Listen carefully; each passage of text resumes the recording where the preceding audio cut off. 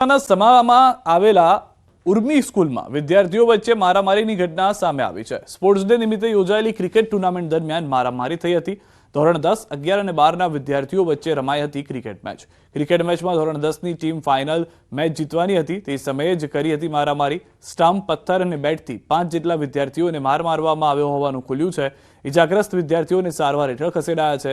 એક વિદ્યાર્થીને માથાના ભાગે પથ્થર વાગ્યો હોવાની આશંકા સેવાઈ રહી છે। સમગ્ર મામલે હાલ સ્કૂલ મેનેજમેન્ટ પર પણ સવાલ ઉઠી રહ્યા છે।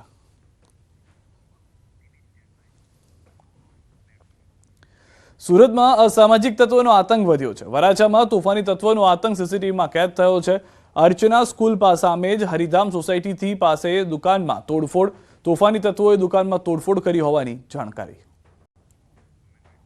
દ્રશ્યોમાં પણ આપ જોઈ રહ્યા છો, દુકાનની અંદર ઘૂસવામાં આવે છે, ત્યારબાદ ત્યાં તોડફોડ કરવામાં આવે છે, ભયનો માહોલ ઊભો કરવામાં આવી રહ્યો છે। સમગ્ર ઘટના જે છે તે આ સીસીટીવીની અંદર કેદ થઈ ગઈ છે। સુરતની અંદર પોલીસ વરઘોડા કાઢે છે, પોલીસ આરોપીઓને પકડે છે, પરંતુ તેની અસર આવા લોકોને નથી થઈ રહી, તે સ્પષ્ટ અહીંયાથી જોવા મળી રહ્યું છે। દ્વારકામાં અસામાજિક તત્વોનો આતંક સીસીટીવીમાં કેદ થયો છે। મફતમાં પેટ્રોલ ભરી આપવામાં મારામારી કરી છે। દ્વારકા નેશનલ હાઈવે પર બરડિયા પાસેનો બનાવ છે। પંપ કર્મચારીને કહ્યું કે મફત પેટ્રોલ આપો। પેટ્રોલ પંપ કર્મચારી સાથે મારામારી પણ કરી। બનાવમાં પંપ કર્મચારી ઘાયલ થયા છે, હોસ્પિટલ ખસેડવામાં આવ્યા હોવાની જાણકારી છે। વ્યાજખોરોના ત્રાસથી વેપારીનો આપઘાતનો પ્રયાસ। વડોદરામાં બનેલો બનાવ સીસીટીવીમાં કેદ થયો છે। ફ્રૂટ વેપારીનો પ્રયાસ છે આપઘાતનો। ફ્રૂટ વેપારીએ 47 લાખ સામે અત્યાર સુધીમાં 2 થી 2.5 કરોડ રૂપિયા વસૂલાયા હોવાની વાત કરી। વર્ષ 2012 થી 2018 સુધી 47 લાખ વ્યાજ રૂપિયા લીધા હતા। વ્યાજખોરે કડક ઉઘરાણી કરી વારંવાર ધમકી આપતા કંટાળીને વેપારીએ ફિનાઇલ પીધું। વ્યાજખોરની હાજરીમાં વ્યાપારી ફિનાઇલ ગટગટાવતો હોય તેવા દ્રશ્યો સીસીટીવીમાં કેદ થયા। વ્યાજખોરે વેપારીના પરિવારને પણ નુકસાન કરવાની ધમકી આપી હતી। નવાપુરા પોલીસે વ્યાજખોર સંતોષ ભાવસાર સામે ગુનો દાખલ કર્યો। વડોદરામાં રખડતા ઢોરનો ત્રાસ સતત વધી રહ્યો છે, છતાં કોર્પોરેશનના શાસકોની ઊંઘ નથી ઉડી રહી। ઢોર પાર્ટી કામગીરી કરવા તત્પર છે, પણ તેમની પાસે પૂરતા વાહનો જ નથી। પાલિકાના સ્થાયી સમિતિના સભ્યો સરકારના કાયદાનું કડકાઈથી પાલન કરાવવાના બદલે અંદરોઅંદર લડીને કામમાં અવરોધરૂપ બની રહ્યા હોય તેવો ઘાટ ઘડાયો છે। વડોદરા મનપા પાસે ઢોર પકડવાના વાહનની અછત છે, જેથી સ્થાયી સમિતિમાં ઢોર પાર્ટી માટે 8 ટ્રેક્ટર, 8 ટ્રિપર વાહન અને 16 બોલેરો પિકઅપ વાન ખરીદવા માટેની દરખાસ્ત મુકાઈ હતી। જોકે અંદરોઅંદરની લડાઈમાં એક સભ્યના વિરોધથી દરખાસ્ત નામંજૂર થઈ ગઈ છે। વ્હીકલ પુલ મેનેજરનું કહેવું છે કે પૂરતા વાહનો ન હોવાથી તેમની ટીમ ઢોર પકડવાની અસરકારક કામગીરી નથી કરી શકતી। પુલ શાખા પાસે એક ટ્રેક્ટરો પૂરતા છે, પરંતુ બોલેરો અપૂરતી છે। મારી પાસે હાલ 3 જ બોલેરો ઓન રોડ છે, બાકીની જે બોલેરો છે એ અંડર મેન્ટેનન્સમાં છે। વડોદરા શહેરમાં રસ્તે રખડતા ઢોર જોઈને નાગરિકોને એમ લાગતું હશે કે વડોદરા મહાનગરપાલિકાની જે ઢોર પાર્ટીની ટીમ છે તે કોઈ કામ નથી કરતી, પરંતુ અસલ વાત એ છે કે ઢોર પાર્ટીની ટીમને કામ તો કરવું છે, પરંતુ કમનસીબે તેમની પાસે પૂરતા વાહનો ન હોવાના કારણે આ જે ટીમ છે તે નિષ્ક્રિય બની છે અને ઈચ્છા શક્તિ હોવા છતાંય કામ જે છે તે કરી નથી શકતી। વડોદરા મહાનગરપાલિકાની વાત કરીએ તો જે જુદા જુદા વિસ્તારમાં ઢોર રખડતા હોય છે તેને પકડવા માટે 4 શિફ્ટમાં કામ જે છે તે કરવામાં આવતું હોય છે, પરંતુ અત્યારે જે પૂરતા વાહનો હોવા જોઈએ તે પૂરતા વાહનો જે છે તે ઢોર પાર્ટીની ટીમ પાસે છે નહીં। એના કારણે 4 શિફ્ટમાં જે કામ થવું જોઈએ એ કામ જે છે તે અટકી પડ્યું છે। જે વડોદરા મહાનગરપાલિકાના સત્તાધીશો છે તેમાંના કેટલાક સત્તાધીશો એવા છે કે તેમની ઈચ્છા શક્તિના અભાવને કારણે આ જે નાગરિકો જે છે તે પોતાના જીવ જોખમમાં મૂકી રહ્યા છે, કારણ કે રસ્તે જે રખડતા ઢોર છે તે નાગરિકોને જે પોતાનો શિકાર બનાવી રહ્યા છે, અડફેટે લઈ રહ્યા છે, લોકો ઈજાગ્રસ્ત થઈ રહ્યા છે।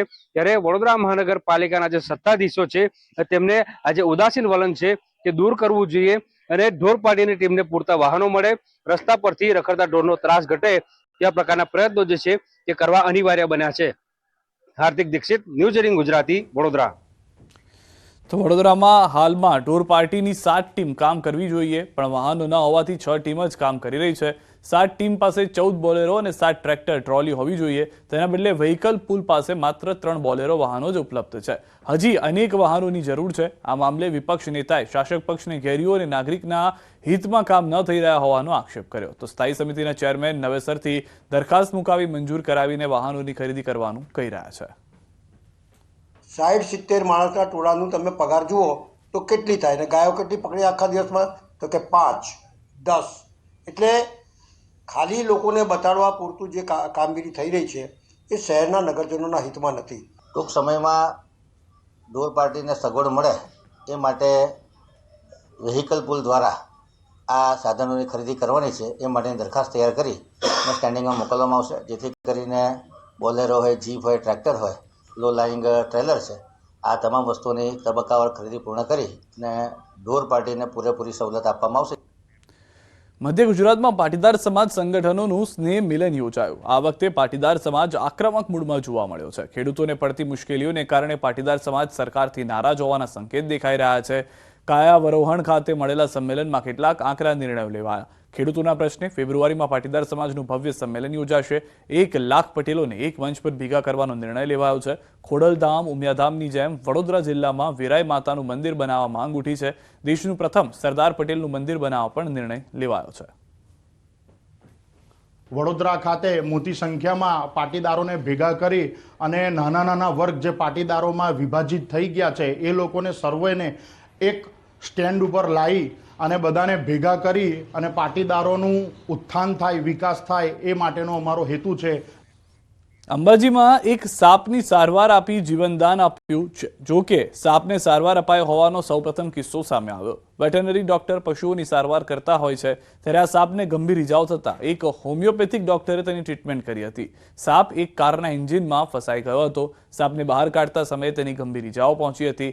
સારવાર માટે કોઈ વેટરનરી ડોક્ટર નહીં પણ એક BHMS હોમિયોપેથિક ડોક્ટરને બોલાવી તેની સારવાર કરાઈ હતી અને સાપને પાટાપિંડી કરવામાં આવી હતી. તબીબે સાપની સારવાર કરી હોય તેવો પ્રથમ કિસ્સો હતો. રેસ્ક્યુ ટીમ દ્વારા સાપને જંગલમાં છોડી દેવાયો હતો. હું પોતે હોમિયોપેથિક ડોક્ટર એટલે મારા માટે જીવનનો પહેલો અનુભવ હતો. છતાં પણ મારા મિત્રોને યાદ કરીને, હિંમત કરીને મેં એને ડેટોલથી થાપ તળ્યું, હાઇડ્રોજનથી થાપ તળીને પાટાપિંડી તળી અને મારાથી થાય એટલી સારવાર કરીને પછી અમે એને જંગલમાં છોડીને આવી ગયા. બીઝેડનો કૌભાંડી ભૂપેન્દ્રસિંહ ચૌ તરફથી ઘેરાયો છે. ભૂપેન્દ્રને બચાવવા પંટરિયાઓ મેદાને આવી ગયા છે. ભૂપેન્દ્રને બચાવવા મેસેજ વાયરલ કર્યા છે. ભૂપેન્દ્ર ઝાલાના બચાવમાં ઉતર્યા છે પંટરિયાઓ. રઘવાયેલા પંટરિયાઓએ મીડિયા પર નિશાન સાધ્યું. રોકાણકારોને કરેલા મેસેજ વાયરલ થયા છે. તમારા પૈસા ક્યાંય નહીં જાય, ફેવરમાં રહેજો. સ્થાનિક ગ્રુપ અને સોશિયલ મીડિયામાં થયો છે મેસેજ વાયરલ.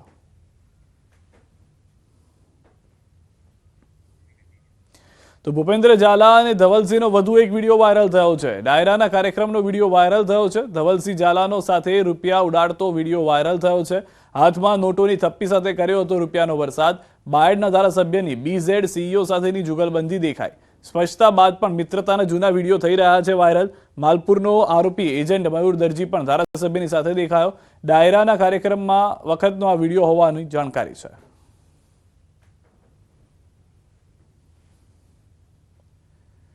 તો BZ ગ્રુપના કૌભાંડ બાદ રાજ્યમાં વધુ એક કૌભાંડ મહેસાણામાંથી બહાર આવ્યું છે. નાવ સ્ટાર્ટની પોન્ઝી સ્કીમ અનેક લોકો સાથે ઠગાઈનો કિસ્સો બન્યો છે.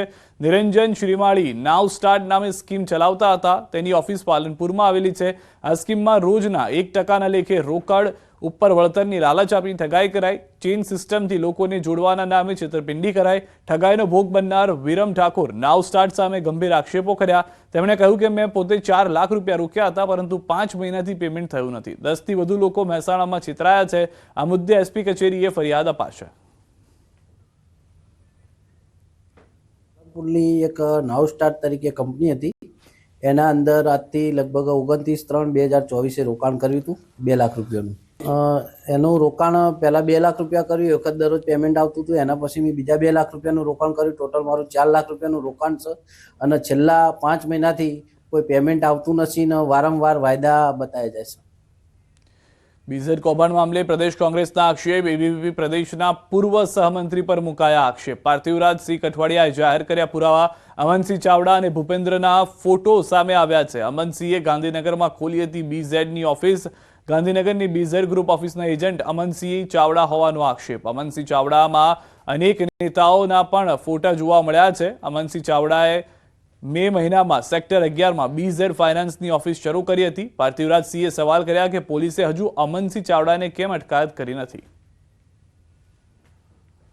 બીઝેડ કૌભાંડનું ગાંધીનગરનું ગ્રાન્ડ ઓપનિંગ, જે કંપનીએ 6,000 કરોડનો ચૂનો આ ગુજરાતના ભોળા લોકોને લગાડ્યો છે, એની ગાંધીનગરની ઓફિસનો ગ્રાન્ડ ઓપનિંગનો આ ફેસબુકનું પેજ ઉપરનો ફોટો છે. ઓપનિંગ કોણ કરે છે? તો એનો મુખ્ય આરોપી ભૂપેન્દ્રસિંહ ઝાલા અને એનો એજન્ટ. આ એજન્ટ કોણ છે? અમનસિંહ ચાવડા. આ અમનસિંહ ચાવડા કોણ છે એ સૌથી મોટો પ્રશ્ન એટલા માટે થાય કે ભાજપ અને તેની